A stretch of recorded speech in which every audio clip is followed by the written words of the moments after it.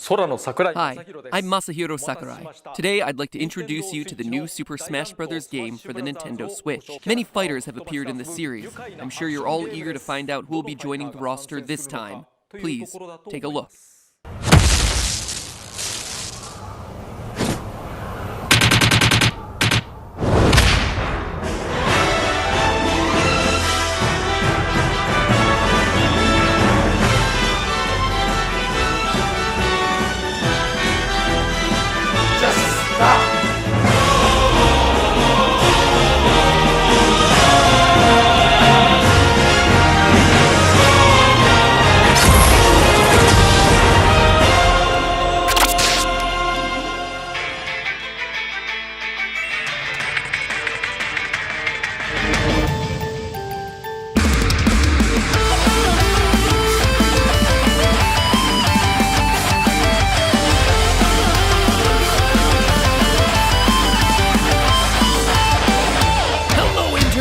Welcome to Game Theory, the William Afton of YouTube. I always come back. So here's something crazy. You know how every FNAF game tends to have 5 main nights, a bonus 6th night that gets you more lore hints, and then a challenge mode 7th night where you customize all the animatronics? Well, look at the games. We have 5 main games bearing the 5 nights title, a bonus 6th game that was mostly for lore, and now a 7th standalone release where you customize the animatronics. The game releases directly mirror the gameplay. Either Scott is a mad genius or I'm thinking about things way too hard. You try to read into every little thing and find meaning in everything anyone says, you'll just drive yourself crazy. I heard you last time, Mr. Hippo. But guess what, you Barney reject? Reading into every little thing is the only way to have this series make any sort of sense whatsoever. Case in point, today's episode. With the final novel out and Ultimate Custom Night picked to shreds, it finally feels like the story of FNAF is at its end. Or at least the Afton storyline is at its end. The series will probably come back to tell another story in the same universe later. I mean, it's exactly what Scott did with FNAF 4, the quote-unquote final chapter, of the original FNAF story. I see what you did there, Scotty. It's the final chapter of the original story. But oh no, friends, he wasn't done. He even ended that teaser with a question mark if you brighten that screen up enough. Man, Scott, you really wanted to leave the door open for more games in the series, didn't ya? You were milking it more than I was. Or, I guess we're both milkmaids at the teat of Freddy Fazcow. Anyway, as they say in FNAF World, the pieces are in place for us. So it's time to take one final step back and put every single one of those pieces together into this, my final timeline for the final FNAF game. Though, let me save you some work. If you brighten the image you see on screen right now, you'll see that there's a question mark there, since, you know, I always come back. And if he comes back, well, I gotta pull myself a Samurai Freddy and pursue the anime Fox of Truth wherever it may lead. Let's do this. Now, putting together a final timeline of events for this series is incredibly challenging and requires us covering a lot of really minute details from literally every element the series has ever released. This is my longest, most involved theory in 7 years, covering every square inch of the series. So fair warning that this episode is not for the faint of heart. It is extreme. A way for me to simultaneously flex my knowledge of the minutiae of this series, all while trying to come up with a satisfactory answer to pretty much every question it has ever thrown our way. And of course, there are some questions that don't have clean answers, which I'll be calling out for you as I go. So for those of you who want to take the challenge and attempt a timeline on your own, let me first explain my thought process. As I was writing this episode, there are 3 hard and fast rules that I applied. First, it's important to note that I put greater emphasis on information that was released more recently in the series. While, yes, everything in the series is important, by FNAF 4 and even more so Sister Location, we can assume that Scott had a complete picture of the story in his mind. It's easy to forget that FNAF 1 was going to be Scott's final game after years of trying to be a game designer and hitting dead ends. Do you really think that he imagined a lore so deep that it would cover 8 games, 5 books, and countless teasers? That he predicted his story would be so massively popular that it would involve undead purple people way back when we were all just making memes about Foxy Swiggity Swooty coming for that booty?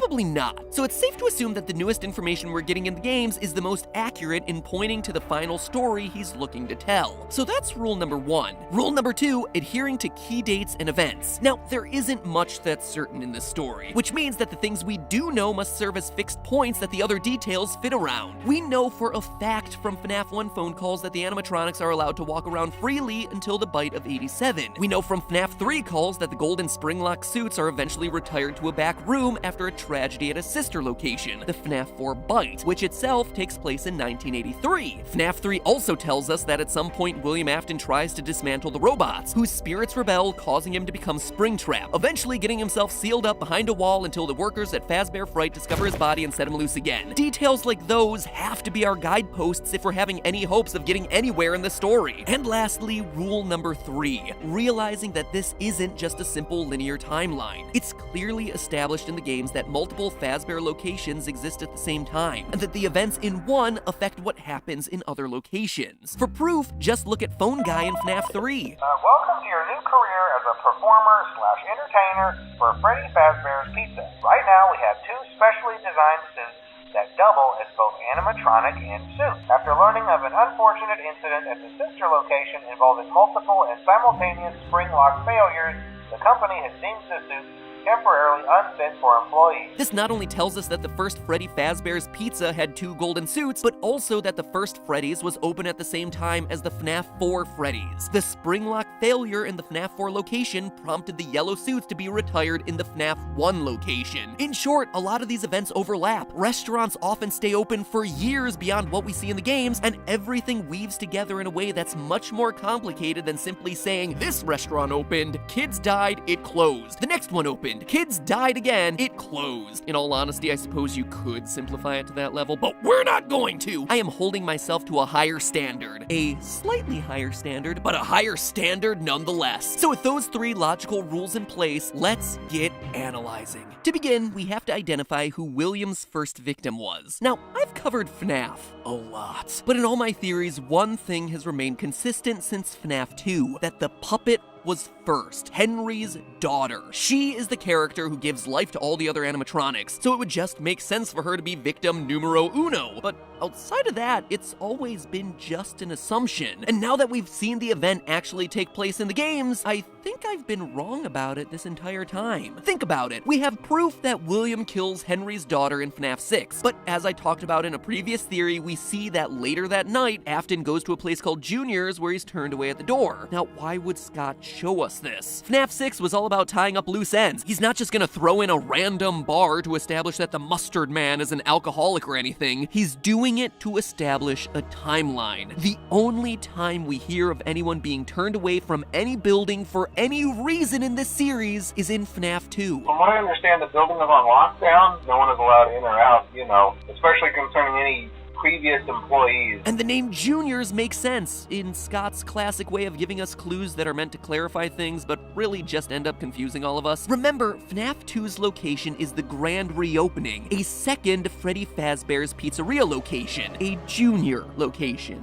if you will. And lastly, to further solidify the puppet coming later in the timeline, remember why Freddy's closed in the first place. It wasn't due to murders or animatronics going haywire. According to the FNAF 1 newspapers, people just got weirded out by a place where kids disappeared. Quote, after a long struggle to stay in business after the tragedy that took place there many years ago, Freddy Fazbear's Pizza has announced that it'll close by year's end, end quote. This all means that the missing children's incident where 5 kids go missing at a Freddy Fazbear's Pizza must be the first event of the timeline. William Afton uses the Spring Bonnie suit to lure 5 kids to the back, employees-only safe rooms that we hear about in FNAF 3, hiding their dead bodies in the animatronic suits. We can even figure out the order of who was killed when based on clues hidden in Ultimate Custom Night. We know with 100% certainty that Chica was first based on one of her death lines. I was the first. I have seen everything. That's about as explicit as you get with these games. From a storytelling standpoint, I hate that Chica's first because it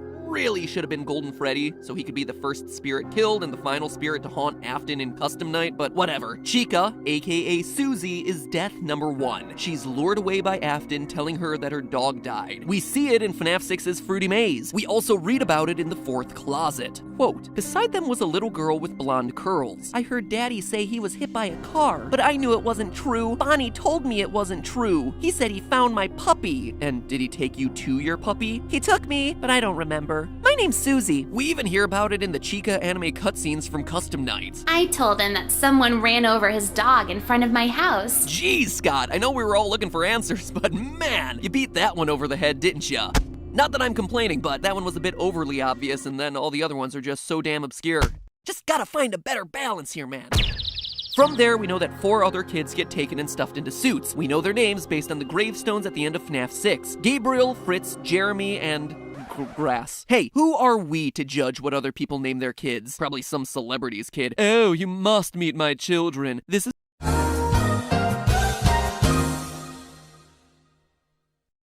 Apple, audio science, and grass. All joking aside though, loyal theorists will remember this last grave was giving me a lot of trouble during a past theory. You see, this book, the FNAF Survival Logbook, holds a ton of reveals about the franchise, but they're all hidden in code. Some I was able to deduce, some left me stumped. But a few hours after releasing my video covering the book, the mystery was solved by the brilliant deduction of game theorist subreddit user DPowerful1. DPowerful1 used the numbers that I had found, 52, 39, 15, 7, 2, 10, 11, 8, and 11, and put them not into an alphabet grid for ciphers like I'd been doing and like the book was clearly hinting towards, but instead put them into the word search, of all places. Using the numbers as coordinates in the word search, you could spell the name Cassidy, a name that must belong to Golden Freddy based on the repeated use of Golden Freddy's signature line of "It's me" throughout the book, the gravestone imagery which lines up with the 5th mystery gravestone at the end of FNAF 6, and a mention of Cassidy in the final FNAF novel, The 4th Closet. And that would be more than enough proof, but it's not all. In the novel, Cassidy is described as a girl with black hair. And what do we see in the logbook? The puppet giving cake to a little girl with black hair. The only human child in the logbook, no less. And it's happening on a page talking about your happiest day. A direct reference to the happiest day minigame from FNAF 3, where the puppet gives cake to Golden Freddy in an effort to release its soul. You can even hear a girlish laugh every time Golden Freddy is summoned way back in FNAF 1. Literally everything about this reveal lines up. Everything, of course, except for the pronoun of he being used to talk about the one you should not have killed throughout Custom Night, which, as we established last episode, is referring to Golden Freddy. But consider this, Golden Freddy is a male character. He's Freddy Fazbear, he's Fredbear, regardless of the spirit that possesses it. So the gender confusion works here. Scott even used that to his advantage in the casting call, where he was specifically looking for auditions where, quote, the gender should not be immediately clear. It should work as either a young boy or a young girl. FNAF, teaching kids that gender is fluid, but only if you spend 4 years picking apart its obscure lore. Yeah, by the way, FNAF is 4 years old this August. It's crazy, right? Wow, I've been doing this for a long time. The last thing to say about Golden Freddy is proving that he gets possessed here, at the first Freddy Fazbear Pizza location rather than in FNAF 4 like most of us have assumed in the past. You see, in Ultimate Custom Night, you get an item called a death coin that can eliminate one animatronic from the game. But if you use it on Golden Freddy, you don't eliminate him from the game, you just get jump scared by Fredbear, and then hear some strange sounds. Ah!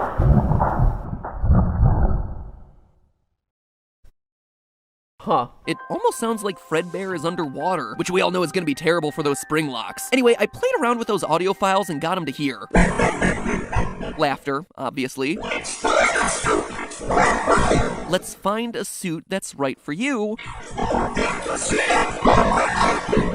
And there was more fantasy and fun where I came from. That last one feels really random, right? Like, argh, I'm an angry spirit who just killed you, but let me tell you about my love of fantasy, fairies, and long walks on the beach first. I'm very in touch with my emotions. However, the phrase fantasy and fun is a direct reference to the first game in the franchise, where Phone Guy welcomes you to Freddy Fazbear's Pizza, a magical place for kids and grown-ups alike, where fantasy and fun come to life. It's Scott telling us that Golden Freddy is the same spirit who speaks to the crying child via the Fredbear plush at the end of FNAF 4, but who dates all the way back to the first pizzeria and the missing children's incident. Phew, you got all that? good, because that's the easy stuff. Well, not easy, obviously, considering I'm on page 4 of this script and I've only just talked about the first event in the series. But there is consistent logic and evidence to back it all up. However, it's at this point that things get messy from a timeline standpoint. You see, right now there are 2 dangling threads of events that directly conflict with each other. 1, the first Freddy Fazbear location has to close so it can reopen sometime before 1987. However, it has to remain open at least until 1983 when the FNAF 4 bite happens, the event that prompts Phone Guy to call back to the FNAF 1 location informing them that the Springlock suits are being retired. Welcome to your new career as a performer/entertainer for Freddy Fazbear's Pizza. Right now we have 2 specially designed suits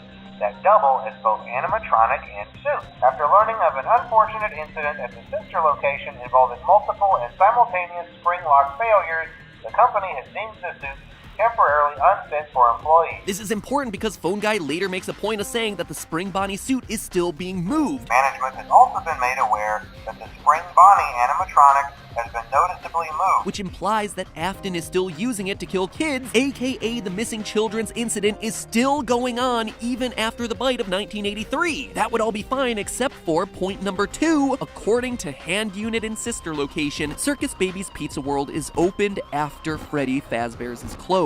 Due to the massive success, and even more so the unfortunate closing of Freddy Fazbear's Pizza, it was clear that the stage was set, no pun intended, for another contender in children's entertainment. Again, this wouldn't be a problem if it wasn't for the empty girl's bedroom that we see in FNAF 4. As we established in a previous episode using the FNAF survival logbook, the crying child is Michael Afton, which would make this his sister's room, Elizabeth Afton, the girl who gets herself clawed and goes on to possess Baby on the opening day of Baby's Pizzeria. That's why she's missing and why her room is empty. But that can't happen if Freddy's is still open, and Freddy's can't be closed until the bite of 83 causes the Springlocks to be retired so that Phone Guy can make his call. You see the problem there? Do you understand why creating a timeline of all this stuff is so darn complicated? Anyway, to move forward, we have to apply rule number 1 that I talked about earlier and throw out some of the Phone Guy information in order for the events to work. Freddy Fazbear's first location closes in the aftermath of the missing children's incident. With no pizzeria to serve as his murder den, Afton tries to launch a new restaurant, Circus Baby's Pizza World. It's important to note that this is an actual restaurant and not the underground rental service you see in Sister Location. We'll get to that one much later. Based on the name, we can be confident that this place has a clown aesthetic, which makes it likely that all the animatronics who don't fit into the Freddy Fazbear series of restaurants were made specifically for this place. The Mini Renas, Balloon Boy, JJ, Dee Dee, and of course, the star attraction,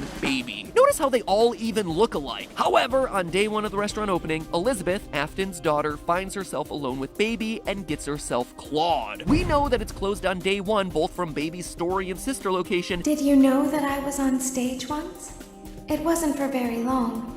Only one day. And from this hidden news story about a supposed gas leak posted on Scott's website in the lead up to the release of the game. This in turn explains a lot of the weirdness going on in FNAF 4. Why Elizabeth's room is empty. Why Michael Afton has nightmares of animatronics with stomach mouths. And why William locks Michael in his room and has so many surveillance cameras following him around. He doesn't want what happened to his daughter to also happen to his youngest son. You see why it's so important for Circus Baby's Pizza World to happen before the events of FNAF 4? Before 1983? A lot of pieces fit in place if it does. Anyway, in the aftermath of the tragedy, he buries Baby and most of the other humanoid characters underground in a facility that we'll eventually explore in Sister Location. The rest go on to the new and improved Freddy Fazbear's Pizzeria, which is set to reopen. But first, running parallel to all of this, and I mean all of it, is Fredbear's Family Diner. Not the sister location we visit in the game Sister Location, but the only sister location actually called a sister location by Phone Guy during his FNAF 3 calls about Springlocks. An unfortunate incident at the sister location. We know for a fact that Fredbear's Family Diner is the FNAF 4 location based on this purple hat teaser that came out with the release of the game. Brighten the image, look down in the bottom right-hand corner and fill in the blanks and you get yourself property of Fredbear's Family Diner. We also know that it should fit here in the timeline because of one small detail that Scott made note of with the release of FNAF 4's Halloween edition. While Nightmare Puppet and Nightmare Mangle weren't canon, he made it clear that Nightmare Nightmare Balloon Boy was. Now, if I'm right about Circus Baby's Pizza World and the red-cheeked design of its characters, then the crying child would have come across Balloon Boy. He existed at this point in the timeline. But because both the puppet and Mangle don't exist until the FNAF 2 location, neither of them would be appearing in his nightmares. Therefore, not canon. Therefore, the timeline continues to make sense. So at this point, we know how the story goes. William is working there as what appears to be a suit technician. Michael Afton, aka the crying child, has witnessed his friends and maybe even his sister get killed. I mean, he's even locked in the supply closet with what appears to be the body of Golden Freddy. Safety is top priority at Freddy Fazbear's Pizza, which is why the classic suits are being retired to an appropriate location while being looked at by our technician. At the end of the week, at his birthday party, he gets shoved into Fredbear's mouth by his brother, and crunch! He dead, son! The spirits of his dead friends, all 5 of them, remind them that they're still here for him, and the whole incident goes down in history as the bite of 83, based on both the TV Easter egg in FNAF 4 and the code in Sister Location's secret room. Oh, but again, it's here that we hit another little wrinkle. You see, in the FNAF survival logbook, it asks Michael whether his favorite ride was the carousel, a feature that was only present in the FNAF 2 restaurant. This also coincides with my hypothesis earlier about the Midnight Motorist minigame and Juniors being another name for Freddy's version 2. It would make sense that that place that he's going to is indeed him running out to the new Freddy Fazbear's location. But we know Michael gets bit in 1983 and that the FNAF 2 location is open in 1987 based on the paychecks you see in the game. Fortunately though, there's an elegant solution this time. The FNAF 2 location is just open earlier than we thought. Remember, Fredbear's Family Diner being open doesn't preclude a new Freddy's location from also being open at the same time. The new and improved Freddy Fazbear's Pizzeria is just open earlier than we all thought, at least as early as 1983, and continuing through 1987 when a new series of murders happens and the bite of 87 gets it closed down. This all allows Michael to visit that place again, have the carousel be his favorite, but still die in 1983. Because William doesn't want to lose another child, especially since he's in his own killing spree, he puts security cameras everywhere and uses the illusion sound discs first introduced in the Twisted Ones novel to scare Michael away from the restaurant. That's what he means by he'll be sorry when he gets back. William is intentionally locking him in his room, giving him nightmares, hence why Michael is so scared by the time we see him in FNAF 4. Additionally, Ultimate Custom Night proves that the nightmare animatronics are just that, nightmares, illusions. This time, there is more than an illusion to fear. I am given flesh to be your tormentor. Both these lines indicate that before, they were just an illusion, they had no flesh. But now, in the latest game, they are real. So contrary to popular belief, these things were never real animatronics, just a glorified way for William to keep his son away from his murder locations. Except, obviously, it didn't work. Despite his best, well, maybe not his best, but definitely his most stalkerish efforts, Michael gets crunched and dies. A fact that becomes very problematic for the timeline considering that Michael Afton clearly survived till the end of the games. We see him in Sister Location. We watch him get scooped. We hear about him burning in FNAF 6. How is all of that possible if he's already dead? Surprisingly, there is a way to solve it, and I have the evidence to prove it, but sadly it'll have to wait until next time. This ended up being a 12-page script, which there's no way that we can do all in 1 week. So in the words of Dee Dee, how unfortunate, how unfortunate. This is a thing I hate to do, but the rest has to go in a part 2. Anyway, don't worry, we'll get it out as fast as possible. It's already written. I just need to divide this up for editing purposes. In the meantime, though, make sure you jump scare that subscribe button to, well, who knows what it does at this point, but it makes me feel good about the effort I put into this video, which is really nice, so make me feel good. It also improves the likelihood that you're gonna see the conclusion of this episode, which is even better. And in the meantime, if you missed my last FNAF theories, well, watch the ones from FNAF 6, linked on screen right now. You'll need them to really understand part 2 of this theory when we get into the more recent events. Now, if you'll excuse me, remember, that's just a theory. A game theory. I've gotta go roll into recording part 2 right now, so I'm gonna go do that. Yeehaw! Final FNAF theories!